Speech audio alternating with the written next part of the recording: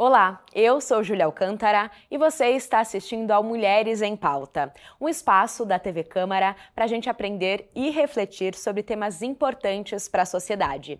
E no programa de hoje, a gente vai conversar sobre o Dia Mundial das Mulheres Negras, Caribenhas e Latino-Americanas. E para isso, recebo a convidada, a advogada Ana Paula Soares, está aqui com a gente. Seja muito bem-vinda. Obrigada, Júlia. Eu quero agradecer o convite. Para mim é um prazer e é uma honra estar falando sobre esse dia tão especial e tão caro para nós mulheres negras. Certo, também vereadora Inês Paz aqui com a gente. Olá, nós estamos aqui para debater, como a Júlia já disse, temas importantes. E hoje nós vamos refletir e também trazer propostas sobre a mulher, o dia, né? Não só sobre o dia, mas sobre a mulher, tomando como referência o dia 25, mas não só o dia 25, como o movimento tem chamado, o Julho das Pretas. Nós estamos encerrando, né, o mês de julho, mas nós temos muitas coisas a contar e muitas coisas para dizer para vocês o quanto as mulheres pretas sofrem no nosso país e também aqui em Mogi das Cruzes e na nossa região. Bom, para a gente iniciar, Ana Paula, eu queria que você se apresentasse um pouquinho mais para a gente. Além de advogada, também atua como militante, pós-graduada, várias formações aí. Então, conta um pouquinho da sua vida, onde tudo isso foi se entrelaçando. Bom, meu nome é Ana Paula Maria, né? Eu gosto de falar os três nomes porque tem uma história, né? Eu sou advogada. Eu moro em Itaquaquecetuba, sou militante do movimento negro, de um movimento de mulheres, do movimento de mulheres pretas. E essa militância, ela nasceu, e essa consciência nasceu da condição de mulher preta, né? Que quando você se dá conta das mazelas, da realidade de ser mulher preta, num país que é estruturado no racismo, você tem duas formas: ou você se conforma com ele, ou você luta e milita para que essas injustiças não sigam as nossas descendências. Porque foi a luta das nossas ancestrais e tem que ser a nossa luta, porque nós somos ancestrais de alguém. Então, para que elas tenham um caminho mais pavimentado do que eu pisei e que as minhas ancestrais pisaram, a gente faz essa militância no movimento negro e no movimento de mulheres. Perfeito. E essa data, né, é mundialmente. Qual é a importância de ter no calendário marcado para realmente ser um momento de luta? Então, Júlia, o questionamento ainda se nós tivermos o 8 de março como o Dia Internacional da Mulher, por que o 25 de julho ser o Dia Internacional da Mulher Preta, né, da mulher negra, da caribenha e latino-americana? Porque os enfrentamentos das nossas vidas, elas são diferenciadas. Eu falo que se nós olharmos historicamente, a mulher preta, ela sempre trabalhou. Ela veio da diáspora africana, trazida para o Brasil para trabalhar. A primeira onda do feminismo, né, que é protagonizada por mulheres brancas, era para a entrada no mercado de trabalho. Mas as mulheres pretas já estavam trabalhando. Você acha que a mulher preta ia evocar para si o direito de trabalhar? Ela teria que evocar para si direito a direitos. Depois disso, a gente tem, olhando ainda historicamente, as leis que condenaram a mulher à segregação, a mulher preta à segregação no Brasil. Quando a gente fala de lei como a lei do ventre livre, a gente pensa em uma lei boa para a mulher. Mas aquilo segregou a mulher dos seus próprios filhos. Seus filhos eram retirados delas, para que não fosse despesa para o dono de escravo, colocado nas rodas dos conventos, para ser criado em orfanatos. E essa mulher, desde cedo, era separada dos seus próprios filhos. Não era uma escolha. E também não foi nada comemorativo. Não era comemorativo. Então, a gente aprende na escola que a lei do ventre livre foi uma lei boa. E não foi. Olha o olhar da mulher preta já desde a escravidão perdendo seus próprios filhos. E é importante, né, você contando isso, são outras pessoas que falam essa história e dão outra narrativa para essas vivências. Uma narrativa, Júlia, ultra romantizada. A gente tem uma história preta, uma história da diáspora africana em todo o continente latino-americano e das Américas romantizada. Não tem essa história de luta. Em 1992, no Congresso lá em São Domingos, na República Dominicana, começou uma junção da militância das mulheres pretas para discutir essa diferenciação entre a militância do feminismo branco com a militância do feminismo preto. E por que nós tínhamos essas diferenciações? E lá, a Organização das Nações Unidas entendeu que as nossas lutas são diferentes das lutas das mulheres. Temos lutas que nos aproximam, mas temos lutas que nos são peculiares. E por isso, e como essas lutas elas são muito intrínsecas em todas as mulheres pretas, caribenhas e latino-americanas, instituiu-se o Dia Internacional da Mulher Preta, Caribenha e Latino-Americana. Depois, aqui no Brasil, a gente aprofundou essa luta e em 2014, a presidenta Dilma Rousseff colocou nesse mesmo dia o dia de Teresa de Benguela, porque Teresa de Benguela era uma das companheiras de Zumbi do Palmares. E ali, na luta do Quilombo, depois da morte de Zumbi, o Quilombo não morreu. Ele durou por mais 20 anos sendo dirigido por Teresa de Benguela. Então, a luta do protagonismo preto feminino é muito anterior a isso. E aí se instituiu-se também o dia 25 de julho como dia de Teresa de Benguela. Então, nós temos muito a refletir. É um dia de reflexão. E depois disso, com as comemorações e com as datas de reflexões, se instituiu-se julho como o julho das pretas. O julho para que a gente lute por políticas públicas que venham atender essa discrepância entre mulheres brancas e mulheres negras, homens e mulheres, né? E a gente consiga implementar políticas públicas para diminuir essas desigualdades e chegar numa equidade. Perfeitamente. Bom, e falando um pouquinho mais das lutas, né, que são peculiaridades, além do trabalho, o que mais é peculiar realmente dessa luta? Bom, a gente fala da luta, mas a gente fala da questão dos cuidados.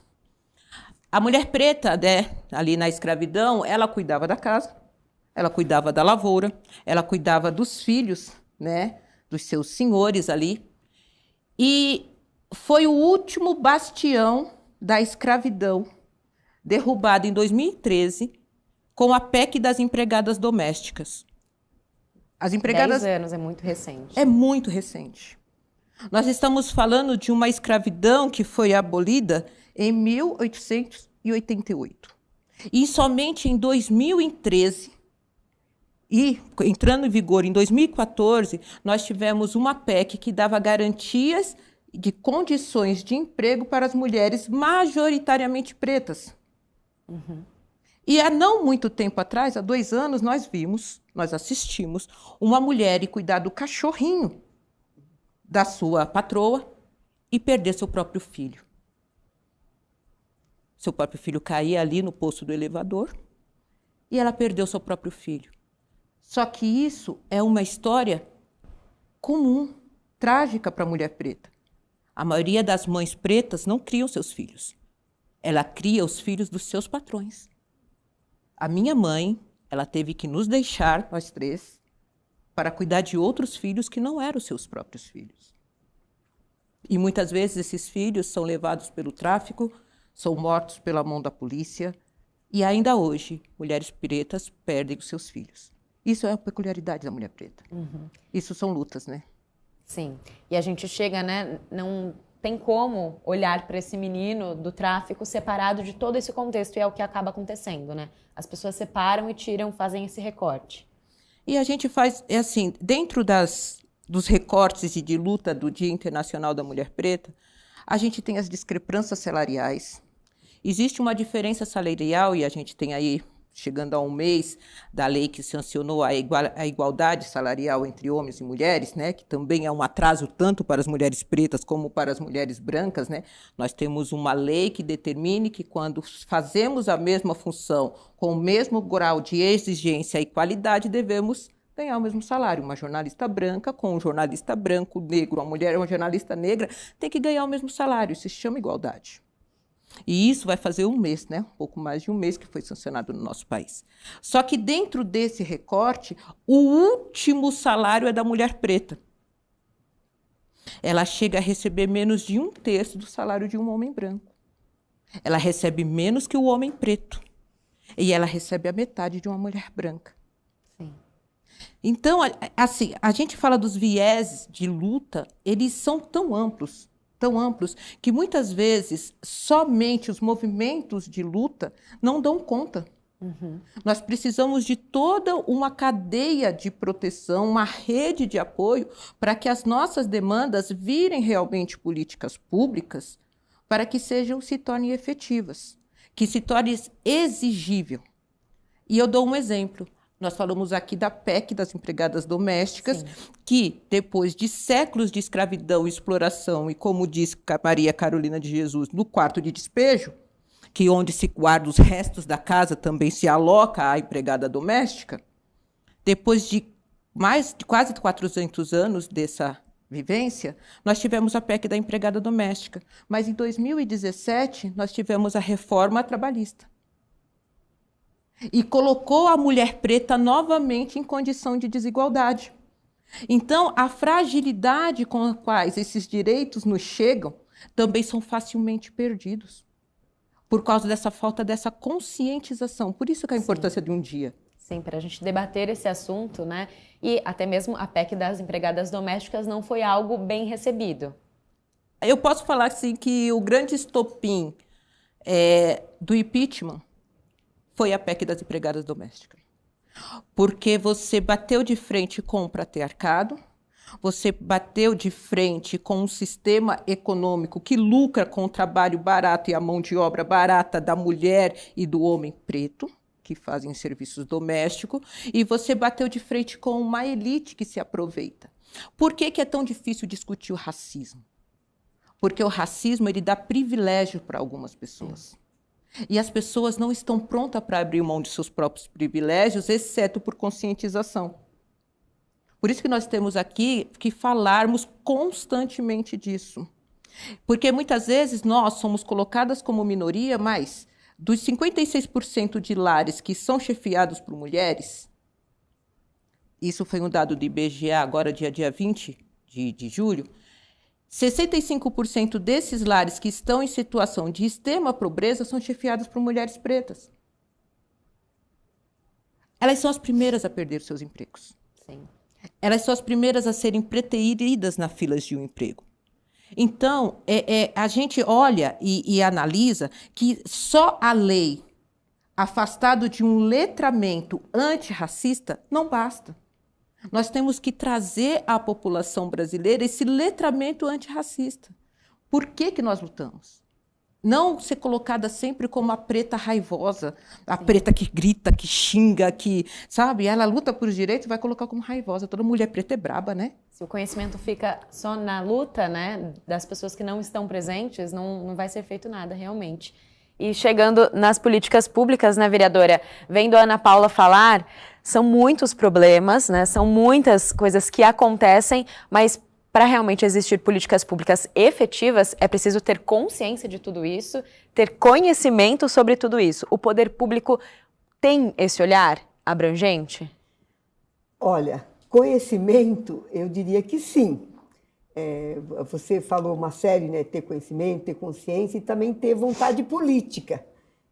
E aí a dificuldade, não é dificuldade, eu não diria como dificuldade, eu acho que é deliberado, né? Diante de toda essa fala, né, que a Ana Paula trouxe, que é o dia a dia, que é a realidade que o nosso país vivenciou e está vivenciando, existe ainda predominantemente a organização, né, da nossa sociedade que é totalmente exclusiva, né, para excluir, né, não trabalha com conceito que até eu não gosto, não é porque eu não gosto, mas desse termo equidade, porque a equidade, esse termo equidade veio para substituir o termo igualdade.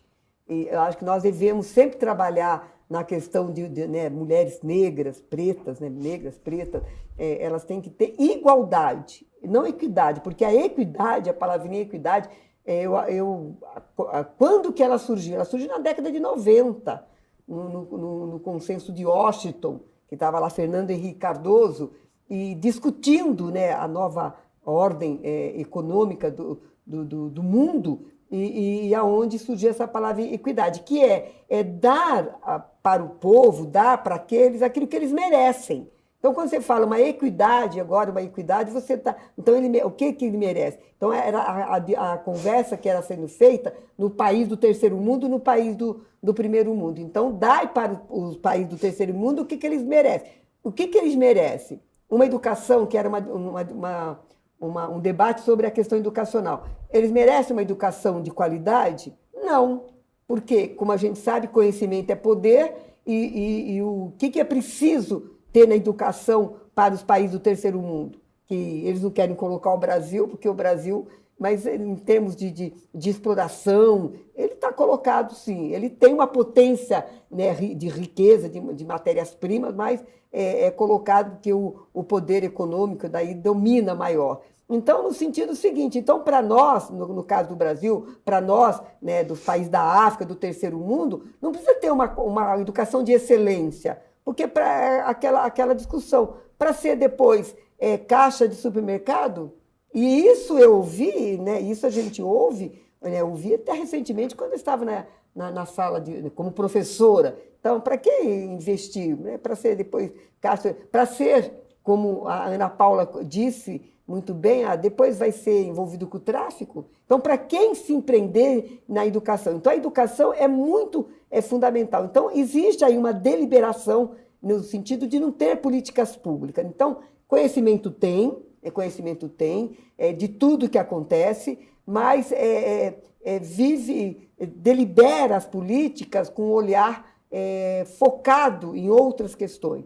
Então, de manter ainda a exclusão, para dominar, né, para depois trazer aí a questão eleitoreira, a questão de voto. Então, acho que é preciso, de fato, a gente investir na educação para ter esse trabalho de consciência, né, de você lutar conscientemente pelas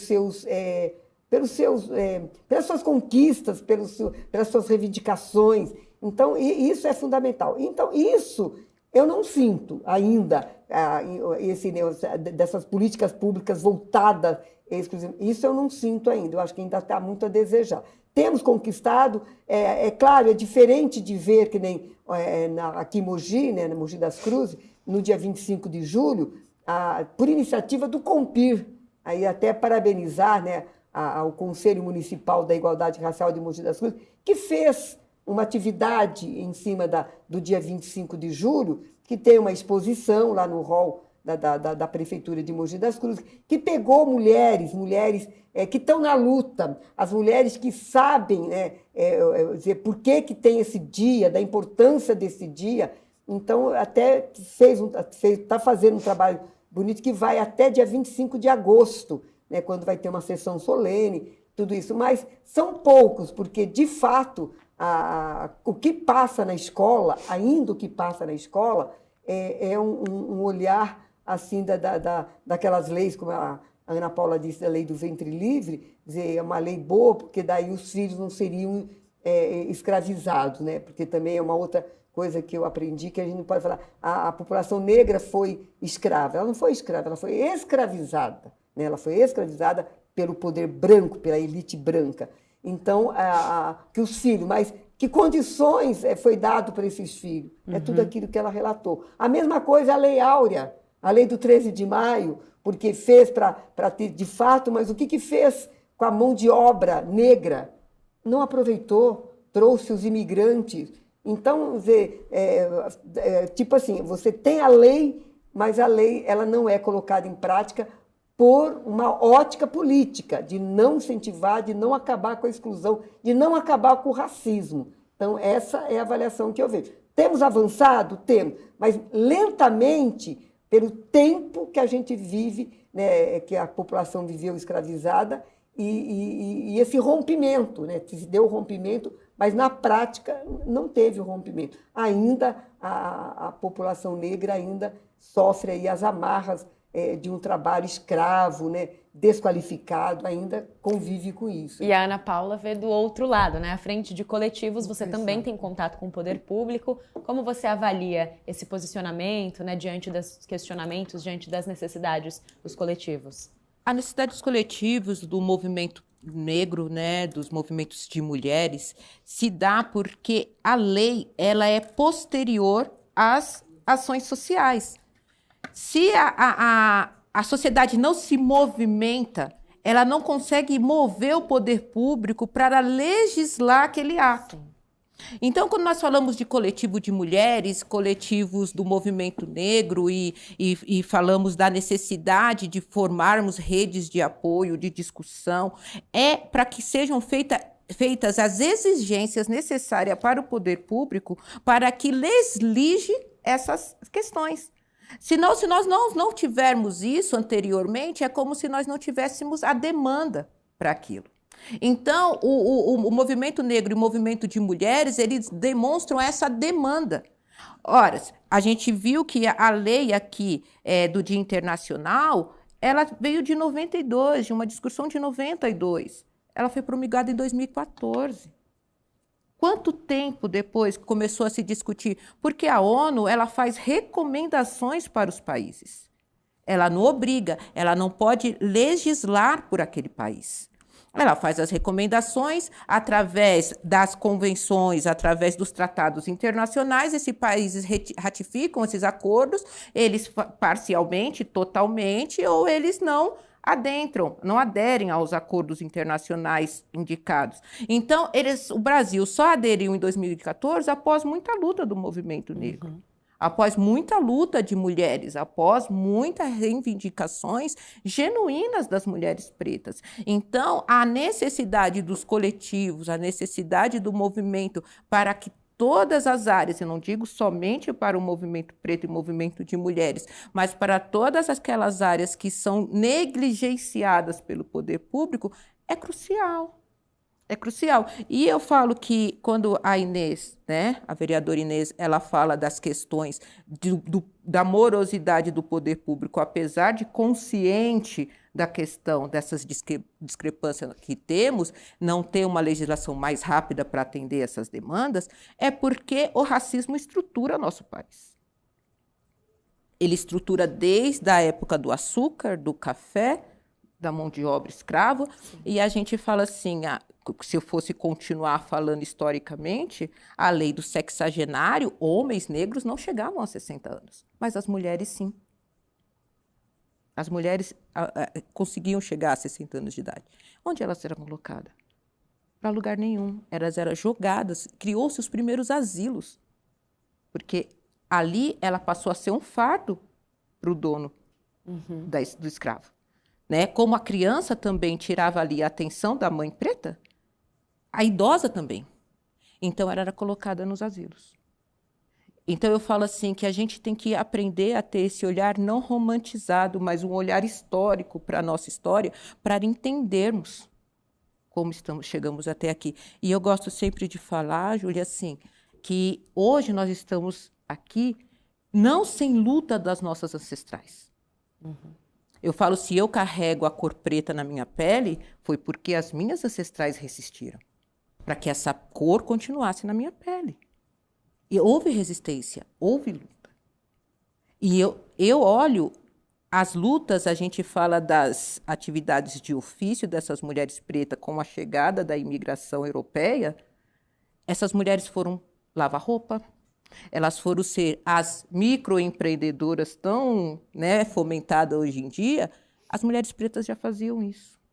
Elas lavavam, passavam, costuravam, elas saíam, porque a gente continua nesse encaminhamento histórico, a gente teve uma guerra do Paraguai que dizimou a população preta masculina. O Brasil enviou como frente de batalha os homens pretos para lutar na Guerra do Paraguai, para serem mortos. Nós tivemos vários genocídios recorrentes no Brasil do povo preto. E quem sobrava? A mãe preta solo, como é hoje em dia ainda. Se uma época lá, no final do século XIX, foi uma guerra do Paraguai, hoje é essa luta inglória contra as drogas, que mata jovem preto e periférico todos os dias, que faz com que seja um feito um homem preto chegar aos 24 anos de idade. O choro da mãe preta é constante no Brasil desde a chegada aqui. E nós temos que olhar, a gente também tem que ter esse olhar de como saímos desse ciclo de exploração do corpo negro da mulher. Como saímos desse ciclo? Pela educação, pelo acesso à educação, pelas condições de nós acessarmos equipamentos que antes eram privilégios somente dos brancos. E isso também inclui os espaços de poder, porque lá estão as decisões. Se nós tivermos um congresso majoritariamente de homens brancos, ninguém vai ter esse olhar. Então, nós temos que ter a consciência no voto também. Em qual bandeira nós levantamos na hora do voto? Quais mulheres nós queremos defender nas nossas causas? Será que ela tem essa consciência dessa causa? Então, nós temos que... várias frentes dessas lutas também estão no acesso aos poderes. Hoje, na sexta-feira, no dia 20, veio um dado sobre a questão do aumento da violência, o aumento da violência, dos marcos de violência, diminuiu o feminicídio, mas aumentou o grau de violência contra as mulheres pretas. Se exacerbou o número de ocorrências de violência. Claro que a gente também festeja o fato de termos mais denúncias, sim, mas isso também é um retrocesso para o nosso país, né? A gente vê que nós temos muitas frentes e assim, a gente vê que se naturaliza a violência contra a mulher preta, inclusive dentro dos espectros públicos. O Brasil foi condenado pelo Tribunal Internacional por usar menos anestesia em mulheres pretas do que em mulheres brancas. Chega a ser um absurdo essa frase. Eu falo que quando eu estou trazendo falas assim, por vezes eu seguro o choro. Porque é dizer que a mulher preta é mais forte, ela aguenta mais dor, ela precisa de menos anestesia. Ela pode ser jogada sem o cuidado nos aparatos públicos. Então, esse olhar, esse letramento antirracista tem que vir em todas as esferas. Todas as esferas. E, logicamente, que a Ana Paula, coletiva que eu faço parte, é pouco. É uma gota num oceano de um país que viveu mais de 400 anos em cima dessa mão de obra.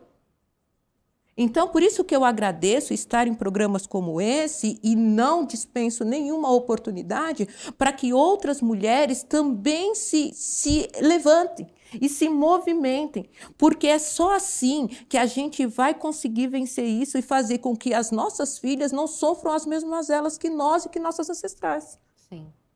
Eu falo assim que é triste de ouvir isso, que um país teve uma condenação médica por usar menos anestesia num recorte racial.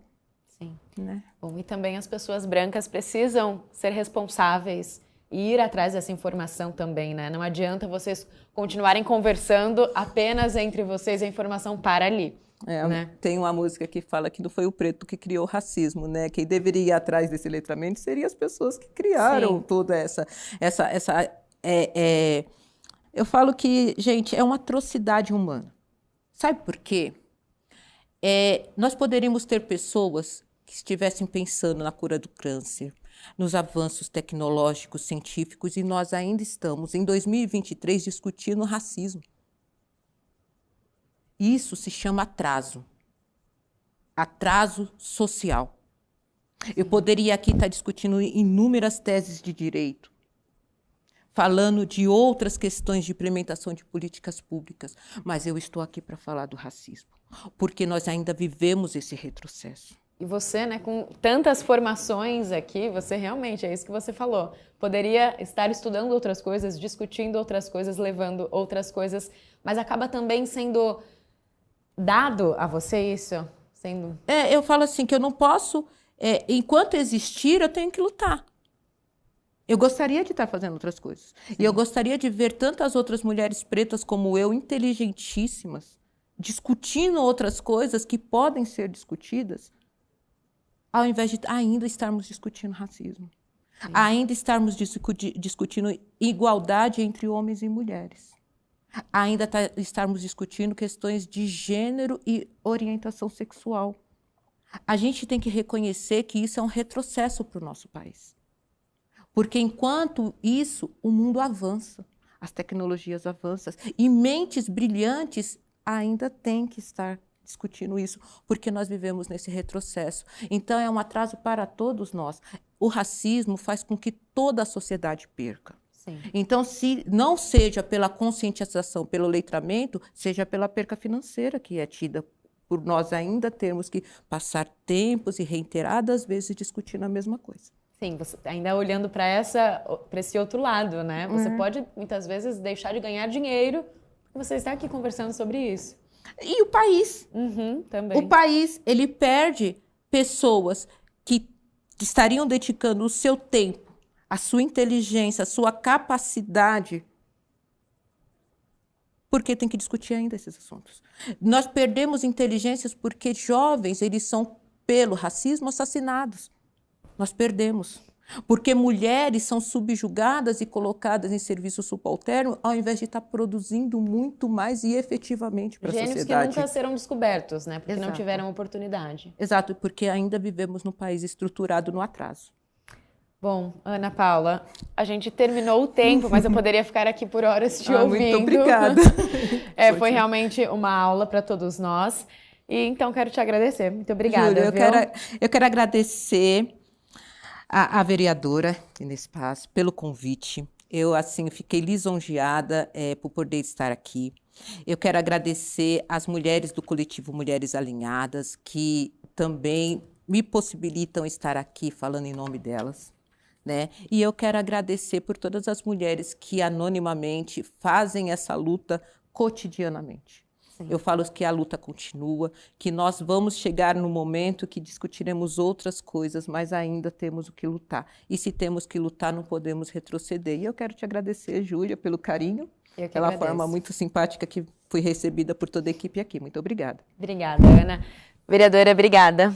Então, é mais um tema, como a gente sempre tem falado, que vem trazer aí essa reflexão. E esperamos, né, que todas e todos, o poder público, ele passe a ter esse olhar, porque é só você ouvindo, né, de quem vive no seu dia a dia, para ter. A gente não consegue falar, eu sinto, né, essa dimensão que é o racismo. E eu quero encerrar, eu acho a frase da Angela Davis muito assim, que impõe até para nós brancos, para todo mundo, né, que não basta não ser racista. É preciso ser antirracista. É isso que a gente deseja para toda a nossa população. Sim, e como a gente sempre fala aqui, né? Esse é um início, né? Uma conversa inicial. Abre essa conversa aí também numa mesa de jantar, na roda dos amigos, encaminha esse programa para outras pessoas também. Mulheres em Pauta fica por aqui. Até a próxima. Tchau, tchau.